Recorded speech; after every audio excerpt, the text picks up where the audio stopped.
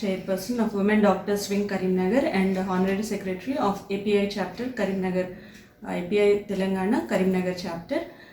ఈ రోజు world health day, April 7th world health day సందర్భంగా మేము మా పారామెడికల్ స్టాఫ్, నర్సింగ్ స్టాఫ్ వాళ్ళందరికీ కూడా విమెన్ డాక్టర్స్ వింగ్ తరపున ఒక మెగా క్యాంప్ కండక్ట్ చేశాము. సో ఈ క్యాంప్లో వారి యొక్క ఆరోగ్యాన్ని సంరక్షించే నార్మల్ టెస్ట్లు, రొటీన్ టెస్ట్లు ఏవైతే ఉంటాయో వైటమిన్ డి లెవెల్స్ కానీ, CBP, RBS, thyroid, bone mineral density వంటి టెస్ట్లు అన్నీ కూడా చేశాము. అండ్ అందరు కన్సల్టెంట్స్, అన్ని స్పెషాలిటీస్ చెందిన కన్సల్టెంట్స్ అందరం, physician, gynaecologist, radiologist and dermatologist, ophthalmologist మొదలైన అన్ని స్పెషాలిటీస్ వాళ్ళకున్న ప్రాబ్లమ్స్ అన్నీ సాల్వ్ చేశాము. సో ప్రస్తుతము మన ప్రపంచం ఎదుర్కొంటున్న కోవిడ్ పాండమిక్లో నర్సింగ్ స్టాఫ్ కానీ, హాస్పిటల్ స్టాఫ్ వారి యొక్క సేవలు మరువలేనివి, అవి మనం డబ్బులతో వెళ్ళకట్టలేనివి. సో వారికి ఉడతా భక్తిగా మేము ఈ ప్రోగ్రామ్ అనేది చేశాము. సో ముందు కూడా ఇటువంటి ప్రోగ్రామ్స్ ఎన్నో చేయాలని అనుకుంటున్నాము. మాకు రెస్పాన్స్ కూడా చాలా బాగా వచ్చింది and we are very happy for whatever we are doing. And ఈరోజు ప్రస్తుతం వరల్డ్ హెల్త్ డే సందర్భంగా నేను అందరికీ కూడా మీడియా ముఖంగా ఒకటే చెప్పదలుచుకున్నాను. మానవాళి ప్రస్తుతము ఈ కోవిడ్-19 పాండమిక్ని ఎదుర్కోవడానికి విశ్వ ప్రయత్నం చేస్తున్నది. గత రమారమి సంవత్సరంన్నర, 2 సంవత్సరాల నుంచి కూడా. కానీ వైరస్ ఇప్పటికి కూడా తనదే పై చేయగానే ఉంటున్నది. సో దీనికి కారణం ఒకటే, మనం తగిన జాగ్రత్తలు తీసుకోకపోవడం వల్ల. సో 3 విషయాలు అందరికీ కూడా మీడియా ముఖంగా మళ్ళీ నేను చేతులు జోడించి చెప్తున్నాను. అందరూ విధిగా మాస్క్ పెట్టుకోండి, సోషల్ డిస్టెన్సింగ్, మనిషికి 3 నుంచి 6 అడుగుల దూరం పాటించండి అండ్ శానిటైజేషన్ కూడా చేసుకోండి రెగ్యులర్గా. అండ్ 45 సంవత్సరాలు పైబడిన వాళ్ళందరూ కూడా వ్యాక్సినేషన్ తీసుకోండి. సో ఈ అవకాశాన్ని నాకు ఇచ్చిన మీడియా వాళ్ళందరికీ కూడా థ్యాంక్ యూ చెప్తున్నాను. నమస్కారం. 20 ఇయర్స్ ఈరోజు వరల్డ్ హెల్త్ డే సందర్భంగా as a member of women doctors wing మేము ఒక క్యాంప్ని ప్రైవేట్ హాస్పిటల్ స్టాఫ్ కోసం అరేంజ్ చేసాము. లాస్ట్ సండే కండక్ట్ చేసి అందరికీ అవసరమైన వైద్య పరీక్షలు చేసి మందులు కూడా ఫ్రీగా ఇచ్చామండి. సో ఈ వరల్డ్ హెల్త్ డే సందర్భంగా నేను చెప్పదలుచుకున్నది ఏమంటే, ఇన్ఫర్మేషన్, అందరూ కోవిడ్తో చాలామంది సెకండ్ వేవ్తో కూడా పోరాడుతూ ఉన్నారు. నా సలహా ఏంటంటే, చాలామంది కరోనాని నెగ్లెక్ట్ చేసి మాస్కులు కూడా లేకుండా బయట తిరుగుతూ ఉన్నారు. సో దయచేసి మాస్కులు అందరూ ధరించవలసిందిగా ప్రార్థన.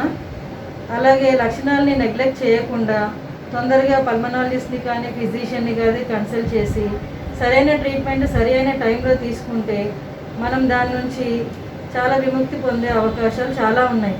పేషెంట్స్ అందరూ కూడా అవగాహన లేక, పల్లెటూరు వాళ్ళైతే చాలామంది అవగాహన లేక చాలా సీరియస్ కండిషన్లో ఆక్సిజన్ శాతం తగ్గిపోయిన తర్వాతనే హాస్పిటల్లోకి సంప్రదించడం జరుగుతుంది.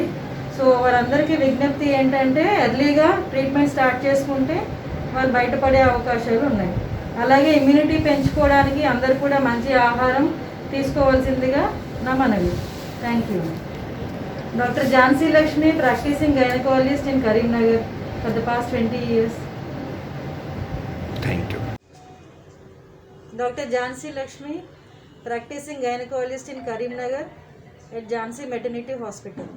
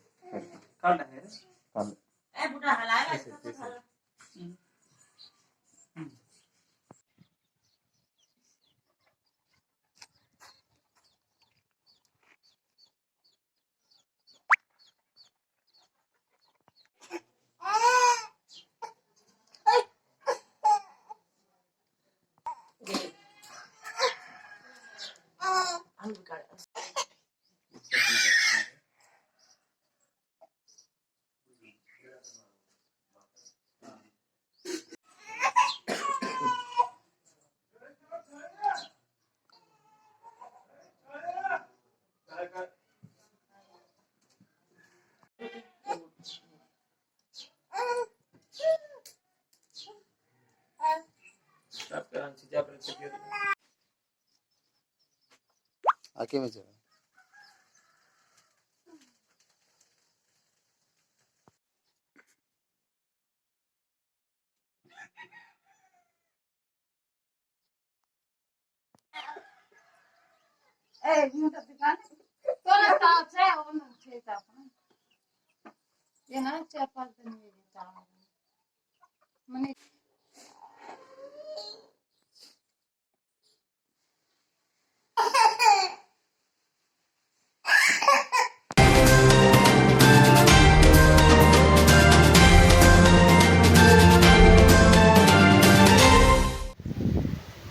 చేయాలి. చిలకపాలెం వాటర్ ట్యాంక్ మరమ్మతు వెంటనే చేయాలి. చిలకపాలెం వాటర్ ట్యాంక్ మరమ్మతు వెంటనే చేయాలి. చిలకపాలెం ప్రజలందరికీ మంచినీటి సరఫరా చేయాలి. నెల రోజుల నుండి వాటర్ ట్యాంక్ పనిచేయకపోయినా అధికారులు పట్టించుకోకపోవడం అన్యాయం. నెల రోజుల నుండి వాటర్ ట్యాంక్ పనిచేయకపోయినా అధికారులు పట్టించుకోకపోవడం అన్యాయం. ప్రజల కష్టాలను వెంటనే అధికారులు పరిష్కారం చేయాలి. ప్రజలందరికీ మంచినీటి సౌకర్యం కల్పించాలి. ప్రజలందరికీ మంచినీటి సరఫరా చేయాలి. వాటర్ ట్యాంక్ రిపేర్ వెంటనే చేయించాలి. వాటర్ ట్యాంక్ రిపేర్ వెంటనే చేయించాలి. చిలకపాలెం ప్రజలందరికీ మంచినీటి సరఫరా చేయాలి. చిలకపాలెం ప్రజలందరికీ మంచినీటి సరఫరా చేయాలి. జిందాబాద్ సిపిఎం, జిందాబాద్ సిపిఎం, జిందాబాద్ సిపిఎం. చిలకపాలెం వాటర్ ట్యాంక్ వెంటనే రిపేర్ చేయాలి. చిలకపాలెం వాటర్ ట్యాంక్ వెంటనే రిపేర్ చేయాలి. ప్రజలందరికీ మంచినీటి కష్టాలు తీర్చాలి. ప్రజలందరికీ మంచినీటి కష్టాలు తీర్చాలి. వాటర్ ట్యాంక్ వెంటనే రిపేర్ చేయాలి. అధికారులు ప్రజల బాధలు పట్టించుకోవాలి. అధికారులు ప్రజల బాధలు పట్టించుకోవాలి. రోజుల నుండి నీరు లేక అల్లాడుతున్న ప్రజలను అర్థం చేసుకోవాలి. కష్టాలు పట్టించుకొని అధికారులు దుర్మార్గం నశించాలి. చిలకపాలెం గ్రామ ప్రజలకి మంచినీళ్ళ కొరత ఏర్పడి అన్నారని పట్టించుకోవడం లేదు. చిలకపాలెం గ్రామ ప్రజలల్లో నీళ్ళకి అల్లాడుతారు కాబట్టి వెంటనే చర్య తీసుకోవాలి. ప్రజలల్లో నీటికి అల్లాడుతుంటే గ్రామం పట్టించుకోవడం అన్యాయం. చిలకపాలెం గ్రామ ప్రజలు నీళ్ళు లేక అల్లాడుతుంటే గ్రామ పెద్దలు పట్టించుకోకపోవడం అన్యాయం. చిలకపాలెం అలాంటి పెద్దలకల్లా ఆదుకోవాలి. గ్రామ పెద్దలు నీళ్ళకి అల్లాడుతుంటే వెంటనే చర్య తీసుకోవాలి. చిలకపాలెం గ్రామ పెద్దలకు నీళ్ళకి అల్లాడుతుంటే వెంటనే చర్యలు తీసుకోవాలి. చిలకపాలెం గ్రామ పెద్దలకి వెంటనే మంచినీళ్ళు అందించాలి. చిలకపాలెం గ్రామ పెద్దలకి వెంటనే మంచినీళ్ళ కొరత ఏర్పడింది కాబట్టి వెంటనే చర్య తీసుకోవాలి. మాది శ్రీకాకుళం జిల్లా ఇచ్చర్ల మండలం చిలకపాలెం అనే గ్రామం మాది. ఇక్కడ అందరూ చాలా పేద కుటుంబాలు ఎక్కువ ఉన్నాయి. ఈ పేద కుటుంబాలకి బోర్లు వేసుకున్న స్థితి కూడా అంత స్థామత అయిన కుటుంబాలు కాదు. ఇక్కడ వాటర్ లేక చాలా రోజుల నుంచి చాలా ఇబ్బందులు పడతాను. తాగడానికి కానీ స్నానానికి కానీ అసలు కట్టుకున్న బట్టలు పిడుచుకుందామన్నా ముంచుకుందామన్నా చాలా ఇబ్బంది పరిస్థితిలో పడతాను. ఎక్కడ ఒక చెరువుకి వెళ్దామన్నా ఎంత దూరమైనా ఒక చెరువుకి వెళ్దామంటే చెరువులు అంటా వాటర్ లేదు. ఒక నూజికి వెళ్దామంటే నూతులు అంటా వాటర్ లేదు. ఈ గడ్డలు కానీ ఎలాంటి మాకు సదుపాయం అయినది ఈ గ్రామానికి అందివచ్చినవి అక్కడ ఏమీ లేవు. ఈ ఒక్క వాటర్ ట్యాంక్ మీదే మేము నిరంతరం మేము జీవించవలసిన పరిస్థితి. మాకు వాటర్ గురించి చాలా ఇబ్బంది. ఎక్కడ ఒకలో ఇద్దరు బోర్లు ఉంటే వాళ్ళ దగ్గరికి ఇంతమందికి వాళ్ళు ఏమి ఇస్తారు? ఏదో ఒక పూట ఇచ్చి రెండో పూట గసిరీసి నానా ఇబ్బందులు పడతాను. ఈ అధికారులు చాలా వేరంగా మాకు వాటర్ వచ్చే సప్లై చేస్తారని మరీ కోరుకొని అధికారులకి మరీ ఒకసారి రెండుసార్లు వెళ్ళి మరపెట్టి చెప్పినా ఇదిగో చేద్దాం అంత అవుద్ది అంటారు. మరి ఎన్ని రోజుల వరకు ఇలా కొనసాగిస్తారో మాకు మట్టుగా వాటర్ లేక చాలా ఇబ్బంది పడిపోతాను. అధికారులు దయించి మా పేదల మీద వాళ్ళ కనికారం పుట్టి వాటర్ మాకు వేరంగా అందిస్తారని కోరుకుంటాను. శ్రీకాకుళం జిల్లా ఇచ్చర్ల మండలం. నా పేరు పెసల అప్పలరాజు. మాకు వాటర్ లేక నెల రోజుల నుంచి చాలా ఇబ్బంది పడుతున్నాం.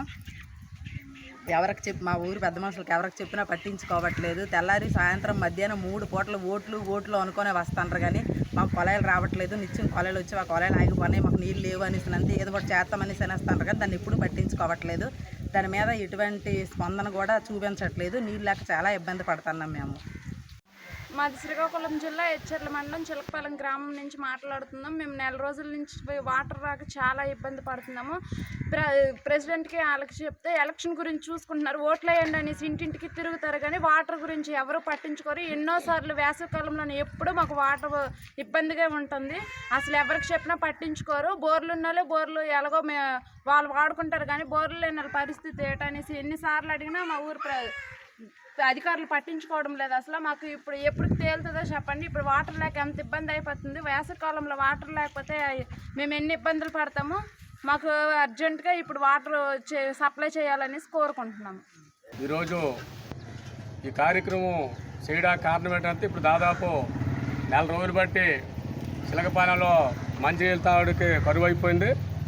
అలాగే ఎవరికి చెప్పినా పట్టించుకోవడం లేదు. మరి ఎంత అధికారులకి ఇప్పుడు మరి సెక్రటరీ గారు చెప్పినా ఎవరు చెప్పినా వాళ్ళందరూ చెప్తే వాళ్ళందరేమో నెంబర్ చెప్పమంటాడు, నెంబర్ చెప్తే ప్రెసిడెంట్కి అంటారు, ప్రెసిడెంట్కి అంతే సెక్రటరీ అంతా వాళ్ళకి వంతులాట తప్ప ఇంకేమీ దీని మీద సరైన చర్యలు తీసుకోలేదు. అలాగే వీళ్ళు అంతా కలిసి ఏడు చేస్తారంటే నెల రోజులు బట్టి నీరుకి అలటి వెళ్ళిపోతారు. ఇవి వచ్చింది యాసకాలం. ఈ యాసకాలంలోనూ ఇక నా వాటర్ 10 రూపాయలు 20 రూపాయలు ఇచ్చి లీటర్ కొనుక్కోవడం తప్ప మరి ఏరే గతి లేని పరిస్థితికి వచ్చిందనమాట. సుమారు ఈరోజు ఈ అధికారుల నిర్లక్ష్యం అది నిద్రమత్తు వీడి ఇప్పుడు పెదల గురుండి వాళ్ళు సరైన నిర్ణయం తీసుకోకపోతే దీని మీద మరీ ఆందోళన చేయండి ఈరోజు హెచ్చరిక చేస్తాము. అదేకాక ఎలసల మీద ఉన్న సరదు ఈవేళ మద్యం మీద ఉన్న సరదు ఈరోజు ఊలంట ఎలసల గురించి ఇలా మద్యం ఇప్పుడు ఏర్లైపోతుంది, కానీ తాగడానికి మంచిని మట్టుగా ఒకసారి కనీసమైనా పట్టించుకోండి సరిగా. మొన్న మీటింగ్లో మేము హెచ్చరించినాము, మీటింగ్లు అడిగినాము. మీటింగ్లు అడిగితే డిపార్ట్మెంట్ వచ్చింది, ఆ సంక్షేమ పథకాల పేర్లు చెప్తున్నారు, కానీ అసలు నీళ్ళు డిపార్ట్మెంట్ పరిస్థితి ఏమిటంటే అడిగితే కనీసం ఒక్క అధికారి కూడా సమాధానం చెప్పట్లేదు. సచివాలయంకి వెళ్ళి మేము కనీసం ఫిర్యాదు చేస్తే నేనే ఫిర్యాదు చేయండి కొద్దిగా. ఫిర్యాదు చేసినప్పటికీ మీరు సంక్షేమ పథకాలు వస్తున్నారు, గోరు ముద్ద, అమ్మఒడి, తర్వాత ఆ పథకము ఈ పథకం చెప్తున్నారు, కానీ మేము ఇటు నీళ్ళు మట్టుగా అందించాలి ముందు పథకాలు మేము ఉద్దానం లేదు.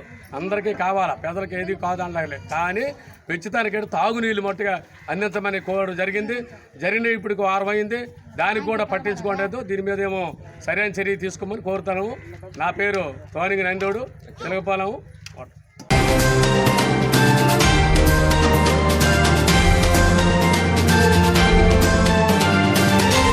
పెద్దలందరికీ ఈరోజు టెక్కలి మండలం నియోజకవర్గం నుంచి విచ్చేసినటువంటి నలుమూలల నుంచి విచ్చేసినటువంటి కార్యకర్తలందరికీ, అభిమానులు, అక్కలు, చెల్లెళ్ళు, అన్నదమ్ములు, తల్లిదండ్రులందరికీ కూడా పేరు పేరున నా హృదయపూర్వక నమస్కారాలు తెలియజేసుకుంటున్నాను. జగనన్న ఎంత గొప్ప పరిపాలన అందించారన్నది, జగనన్నకి జనమంతా ఎలా నీరాజనాలు పలుకుతున్నారన్నది, ఎన్నికలు ఈరోజు జరగవలసినటువంటి ఎన్నికలు గత ఏడాది మార్చి నెలలో జరగవలసిన ఎన్నికలు ఇవి. ఈ రోజుకి ఎన్నికలు జరిగి 1 సంవత్సరం కాలం పూర్తవలసిన సమయం ఇది. గడిచిన కాలంలో ఆ ఎన్నికల్ని చంద్రబాబు నాయుడు కావాలని తనకు అనుకూలం ఉన్నటువంటి ఎన్నికల కమిషనర్ ద్వారా అర్థాంతరంగా ఎన్నికల్ని నిలుపుదల చేశారు. ఆ నిలుపుదల చేసినటువంటి ఎన్నికల్ని మళ్ళీ జరపడానికి ఇంతకాలం పట్టింది. దానికి కారణం కరోనా అని కుంటి సాకులు చెప్పారు.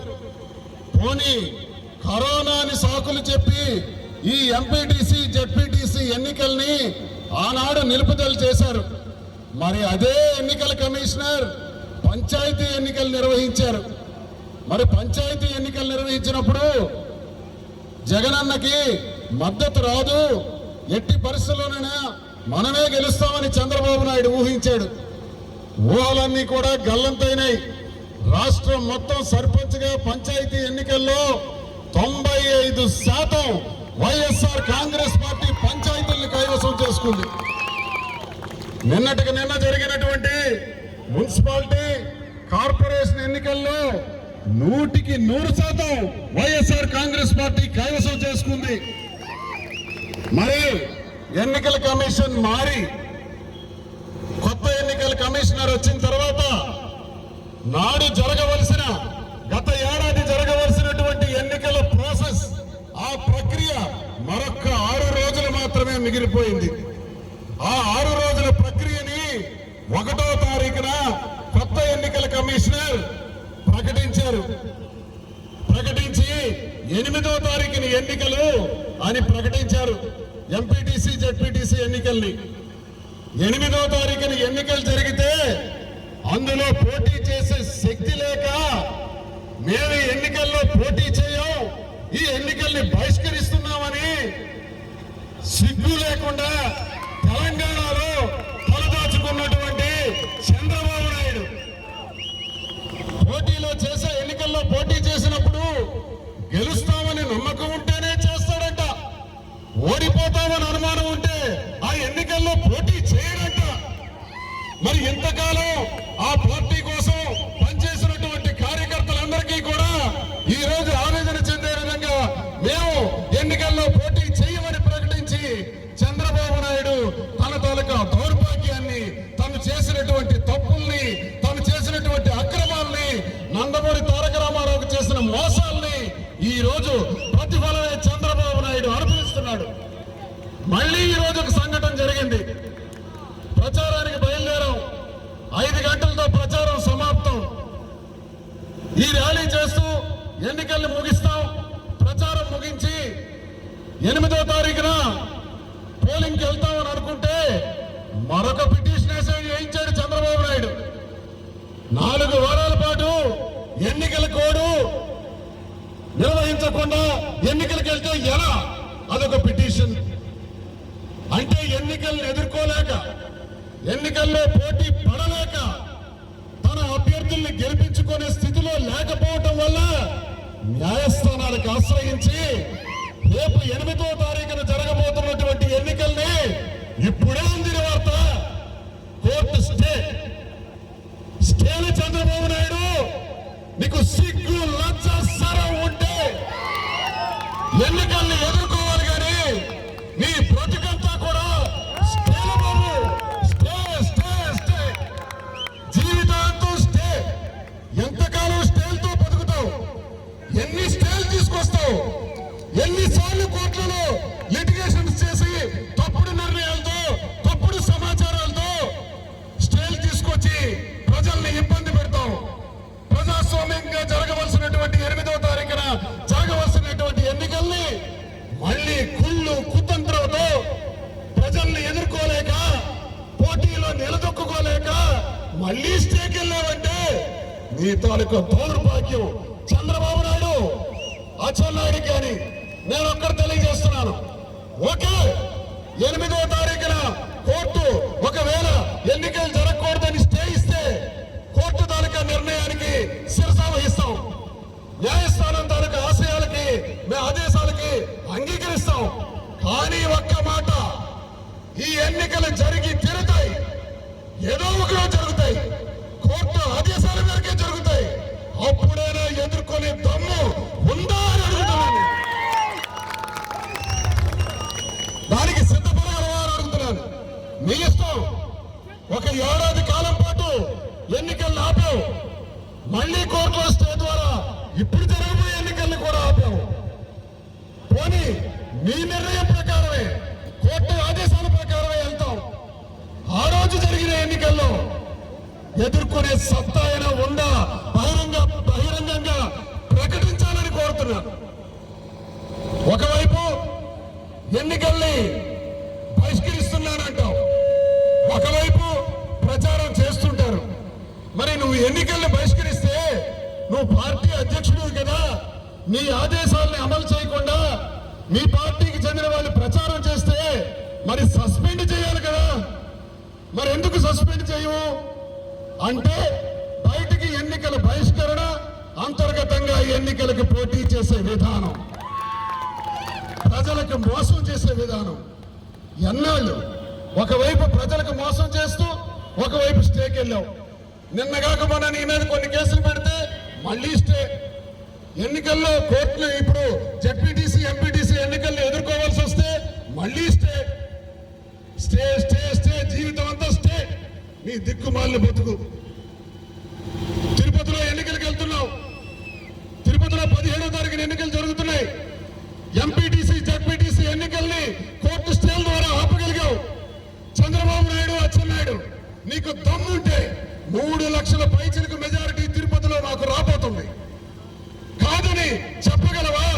నీకు దమ్ముందా అని అడుగుతున్నాను. ఎన్నికలు నిర్వహిస్తే ఏ రోజైనా సరే, ఎప్పుడైనా సరే వైఎస్ఆర్ కాంగ్రెస్ పార్టీ విజయ దుందుబి మ్రోగిస్తుందని నేను తెలియజేస్తున్నా. తిరుపతిలో ఎన్నికలు మొన్న జరిగిన పంచాయతీ ఎన్నికల్లో అది జగన్మోహన్ రెడ్డి గారి గొప్పతనం కాదు అన్నావు. మున్సిపాలిటీ కార్పొరేషన్ ఎన్నికల్లో అది జగన్మోహన్ రెడ్డి గారి గొప్పతనం కాదు అంటున్నావు.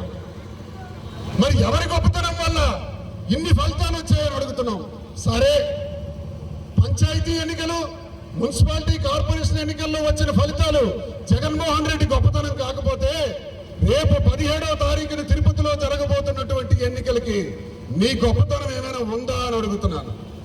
నీకు దమ్ముందా అని అడుగుతున్నాను. ఇప్పుడే సవాల్ చేస్తున్నాను.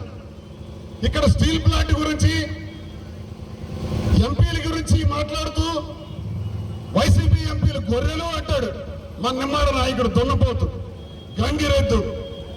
నువ్వు గొర్రెలు అంటున్నావు. నీకు దమ్ముంటే స్టీల్ ప్లాంట్ మీద నిజమైన పోరాటం ఉద్దేశం నీకుంటే రాజీనామా చేయి.